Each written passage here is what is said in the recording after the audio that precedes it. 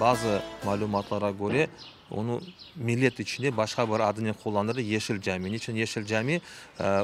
Bu caminin tepesi yeşil kerametin kapalıydı.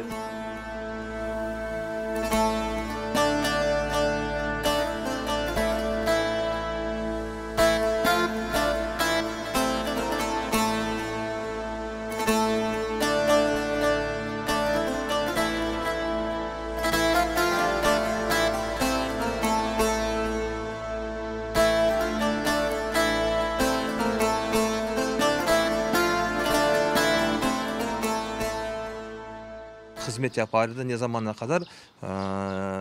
Kırım, Yekaterina zamanında Rusya koşulduğu zaman bu camiye bizim malumata göre Knyaz Potemkin degen onun adamı bu camiye Ermenilere hediye olarak bahşiş verdi. Ve orada da öyle yazmış по указу князя Потемкина передать мечеть жителям католического вероисповедания gороda Kaffa degen o malumata o yazı var.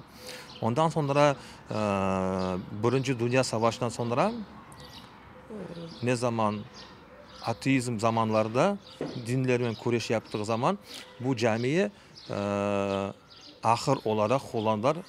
Birinci Dünya Savaşı'ndan sonra, İkinci Dünya Savaşı'ndan sonra bu camiyi askeri depo olarak kefede kullandılar.